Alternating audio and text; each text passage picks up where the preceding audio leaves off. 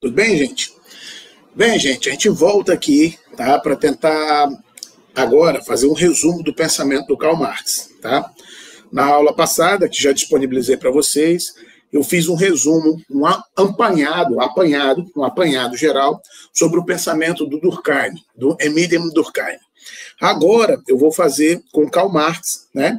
E óbvio, muita coisa do que eu já falei, e aí eu vou ser um pouco repetitivo, já apresentei para vocês quando a gente estava estudando o livro do Carlos Martins, ok?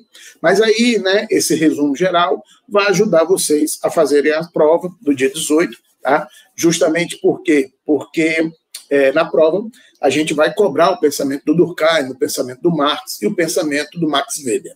As nossas próximas aulas serão justamente sobre o Max Weber. E aí a gente encerra esse primeiro momento, com essa primeira unidade, para depois a gente tratar das relações entre sociologia e educação, ok? E o pensamento do Marx, que é um pensamento muito interessante mesmo, que é um pensamento crítico, né? Como eu já disse para vocês anteriormente, diferente do pensamento do Durkheim, é um pensamento que vai fazer com que a sociologia se repense a si mesma, né? Dentro dessas concepções, né? Quando ela surge na França, muito influenciada pelo positivismo, então depois ela tem que fazer uma reanálise de todo o processo, né? E de construção, né? da sua cátedra, da sua disciplina, dos seus conceitos, dos seus métodos e outras questões mais, tá bom? O Karl Marx, gente, ele nasce naquele período, que é um período de consolidação do capital. O capitalismo, na verdade, como uma estrutura econômica, e não só econômica, como estrutura econômica, política, cultural e social, ela se consolida praticamente no século XIX. É claro que as revoluções capitalistas, elas ocorrem, como eu já disse para vocês, de forma, historicamente, né, de forma diferente na Europa. Por exemplo, a Inglaterra é o primeiro país a fazer a Revolução, né, capitalista. Isso é o ano de 1688, que é a Revolução Gloriosa.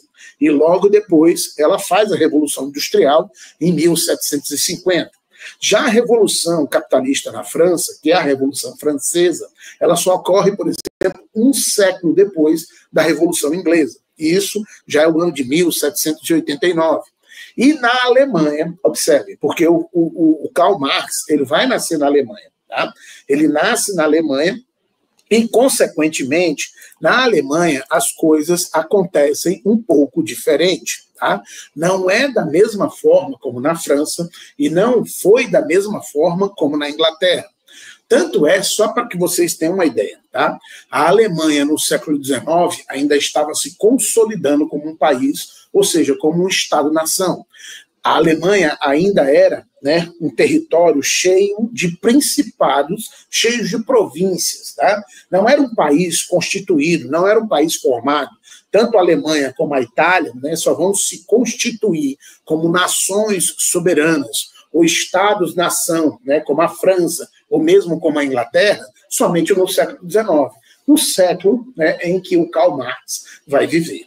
O Marx, né, ele nasce, né, e é muito interessante, ele nasce em Treveres, né, Treveres, né, atualmente na Alemanha, né, antes era um principado, né, ou o reino da Prússia, né, e ele nasce ali entre os anos, né, ele nasce nos anos de 1818, ele nasce em 1818. Ali, né, nesse período histórico, né, a Europa está o quê? Sofrendo, né, todas aquelas consequências das guerras napoleônicas. Porque o que acontece? A gente tem a Revolução Francesa, são 10 anos de Revolução. Depois dos 10 anos da Revolução Francesa, Napoleão Bonaparte assume o trono da França. Acaba a Guerra Civil na França, mas, consequentemente, Napoleão Bonaparte vai fazer o quê? Vai fazer guerra com os principados europeus, né? Então ele vai entrar em guerra com a Rússia, com a Prússia, vai entrar em guerra com a Inglaterra, vai entrar em guerra com a Áustria, com o Império Austro-Húngaro. Então o que acontece, né? A França, ela sai de uma guerra civil para entrar em outra guerra, ou várias outras guerras, porque o período napoleônico, né, que são chamados de guerras napoleônicas, que dura mais 10 anos, entendeu? É algo, vamos dizer assim, muito conturbado na França e também na Europa. E o Karl Marx vai nascer nesse período finalzinho, né? Aí o Napoleão Bonaparte já tinha sido deposto, ele já tinha sido preso, né, pelos ingleses, já tinha perdido a guerra, tá? Então, quando o Marx nasce nesse momento histórico na Alemanha, tá?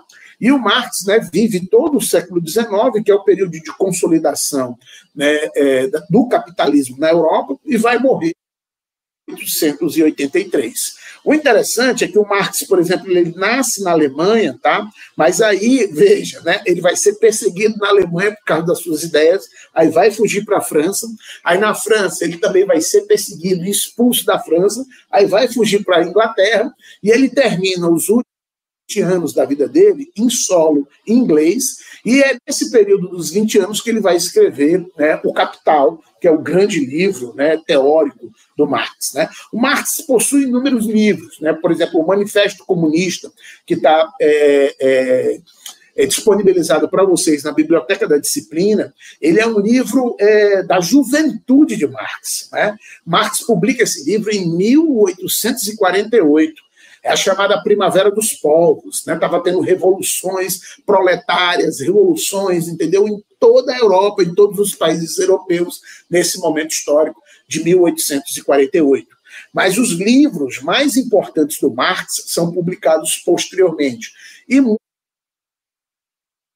em conjunto com o Friedrich, é o grande parceiro intelectual do Karl Marx, tá? Então, por exemplo, a ideologia alemã, né, os manuscritos econômicos filosóficos, né, a Sagrada Família, né, a miséria da filosofia, o próprio Capital, né, que o Marx vai construir, né, um tomo, são vários tomos, né, de uma pesquisa profunda, né, sobre as relações de produção, sobre as relações econômicas e o entrelaçamento dessas relações com as relações sociais. Então, o Marx, na verdade, né, ele tem uma produção muito, assim, vamos dizer, muito grande, né, de material bibliográfico, e aí vale a pena a gente estudar, tá, ok?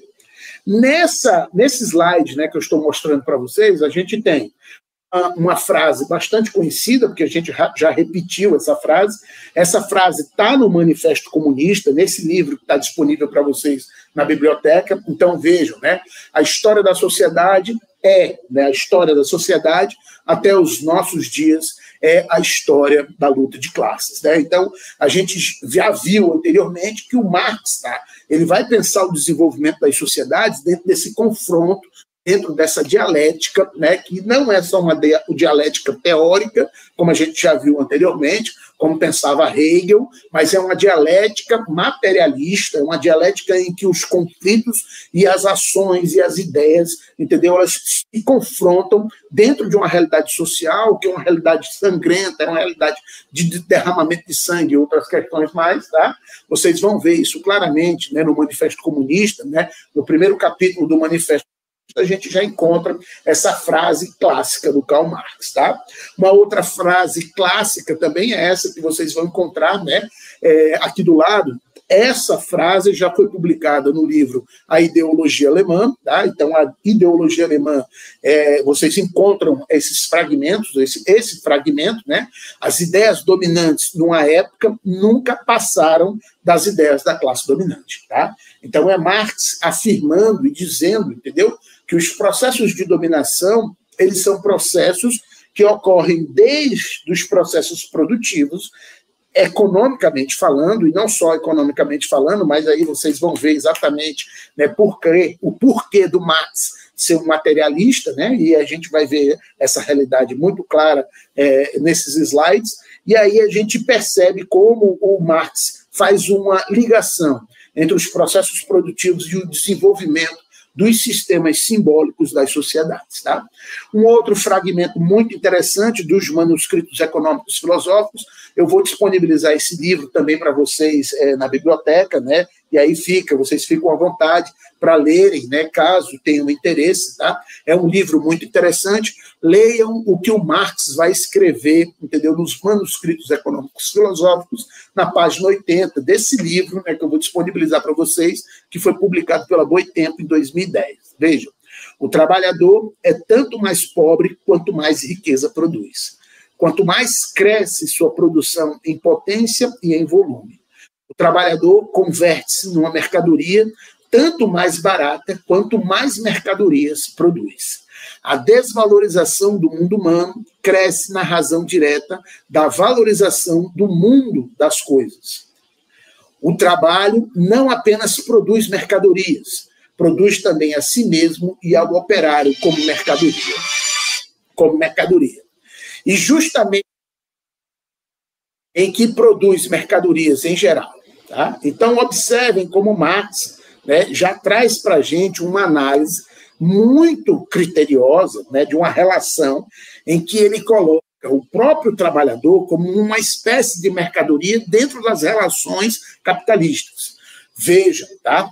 O trabalhador, ele vai se tornar um trabalhador assalariado. O que é um trabalhador assalariado? É aquele trabalhador que vende sua força de trabalho. Ele vende sua força de trabalho por um salário. Tá? Observem que, né, a troca de mercadorias no capital é justamente a compra de produtos, né, de acordo com um certo valor, de acordo com um certo valor de uso. E aí você, por exemplo, compra um produto e vai usá-lo, você paga em dinheiro. A mesma coisa, né, é a força de trabalho do trabalhador. Tá? O trabalhador converte-se numa mercadoria tanto mais barata quanto mais mercadorias produz. Por quê? Porque ele negocia a força de trabalho dele com o patrão, ele negocia a força de trabalho dele, entendeu? Como se você estivesse negociando a troca de mercadorias, a compra e venda de produtos, tá? Então, a desvalorização do mundo humano cresce na razão direta da valorização do mundo das coisas. É o que o Marx vai colocar, e é muito complicado esse tipo de pensamento, é muito interessante e faz a gente pensar, faz a gente parar, entendeu? Para pensar e raciocinar em relação a essas questões, ok? Continuando, né, nessa perspectiva, vamos analisar os principais conceitos. Vamos analisar os principais conceitos da sociologia de Karl Marx, tá? Os principais conceitos, as principais concepções, tá? As formulações teóricas de Karl Marx acerca da vida social, especialmente a análise que faz da sociedade capitalista e de sua superação, provocaram desde o princípio tamanho impacto nos meios intelectuais que, para alguns, grande parte da sociologia ocidental tem sido uma tentativa incessante de corroborar, de negar as questões por ele levantadas. Tá? Então, né, observem que a Quintaneiro, e aí eu já deixei o livro dela para vocês na biblioteca, tem um capítulo sobre o Karl Marx, um capítulo que vocês têm que ler, que é muito importante, muito interessante. Ela já apresenta logo no início, né, essa concepção. A filosofia ou a sociologia de Karl Marx é uma sociologia que não tem como você não se defrontar com ela, não tem como você passar, entendeu, por ela, analisá-la, né, verificar algumas questões que ele coloca, que ele põe, entendeu? São questões muito interessantes, tá? Vamos aí aos conceitos de dialética e materialismo, né? Já que o método marxista é o método do materialismo histórico dialético. É justamente esse materialismo histórico dialético que o Marx usa para analisar a realidade social, né? Que o Marx usa para desenvolver o seu pensamento sobre as sociedades, tá? Então, a dialética, como eu já disse para vocês, ela tem como base o pensamento de Hegel, tá? Então, a filosofia idealista de George William Frederick Hegel, tá? É um ponto alto dessa trajetória. E observem que Hegel, né, é um pouco contemporâneo do Marx, porque o Hegel vai morrer em 1831 e o Marx nasce em 1818. Então, tá ali, né? O Marx ainda está, vamos dizer assim, o Marx é um jovem. Quando o Hegel morre, Marx é jovem, entendeu? Está começando seus estudos de filosofia, está começando a conhecer o pensamento hegeliano, tá? Então, ele é um ponto alto nessa trajetória, né? Para o pensador alemão, ou seja, para Hegel, tudo que é real é racional, e tudo que é racional é real. A realidade histórica desenvolve-se enquanto manifestação da razão. Observem, né, como Hegel vai colocar as questões, num processo incessante de autossuperação desencadeado pelo conflito e pela contradição que lhes são inerentes. tal é o movimento dialético, e esse caminho, e é esse caminho que produz a si mesmo. Tal é o movimento dialético, esse caminho se produz a si mesmo. Tá? Então, segundo Hegel, já, a realidade ela se move nessa dialética, nessa contradição, nesse encontro dos opostos, né, que vai gerando algo novo, vai produzindo sempre algo novo. Tá? Então, a dialética é isso.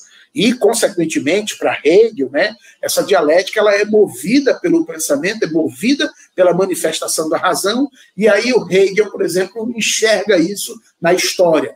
A história é o desenvolvimento do espírito segundo Hegel.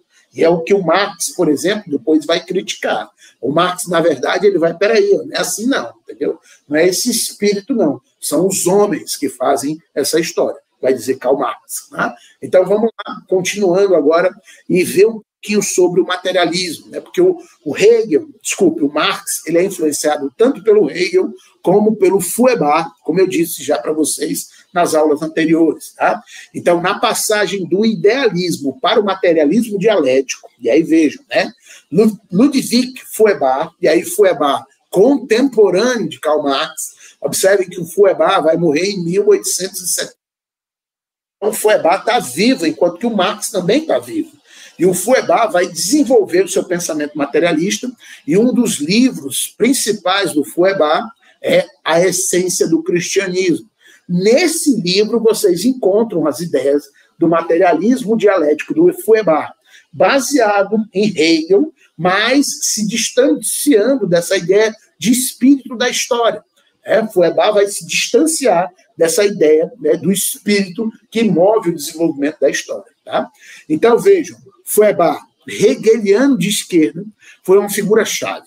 Feuerbach sustentava que a alienação fundamental tem suas raízes no fenômeno religioso que cinde a natureza humana, fazendo com que os homens se submetam a forças divinas, as quais, embora criadas por eles próprios, são percebidas como autônomas e superiores. Tá?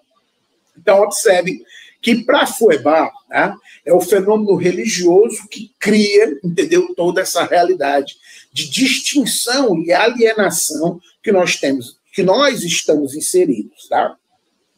Feuerbach vai pensar que é a religião que faz isso. Então, observe, o mundo religioso é concebido por Feuerbach como uma projeção fantástica da mente humana, por isso mesmo alienada. A supressão desse mundo por meio da crítica religiosa faria desaparecer a própria alienação, promovendo a liberação da consciência. Marx também vai criticar o pensamento do Feuerbach. Vai criticar o Marx e também vai criticar o Feuerbach. O Marx vai dizer que não é a religião que faz isso. Quem faz isso são as produções e as estruturas e as relações econômicas. Tá? Então, na verdade, é a estrutura econômica que causa o processo de alienação e não a religião. Tá? Não é a religião que faz isso. A religião, ela deriva do processo de relação, de estrutura-dominação das relações econômicas. Tá? A religião, na verdade, ela está subordinada ao processo das relações de desenvolvimento econômico, segundo Karl Marx. Tá? Então, não é propriamente o fenômeno religioso, não é a religião que cria a alienação. O Marx percebe que o processo do fenômeno religioso possui, entre as suas concepções, a perspectiva da alienação, mas ela não deriva propriamente do fenômeno religioso e deriva das relações econômicas. É o que o Marx vai propor e é o que o Marx vai deixar muito claro para a gente. Então, vamos lá. Novamente, né, ainda tratando desse conceito, tá? Embora inicialmente seduzido pelas teses de Feuerbach, tá? Logo, Marx e também o Engels, Friedrich Engels, rebateram-nas vigorosamente por considerarem tal crítica religiosa uma simples luta contra frases. É nesse ponto que a teoria marxista articula a dialética e o materialismo sob uma perspectiva histórica, negando assim tanto o idealismo hegeliano quanto o materialismo dos neo-hegelianos como o Feuerbach. Para Karl Marx e Friedrich Engels, a alienação associa-se às condições materiais da vida. Observem, como eu já disse anteriormente para vocês.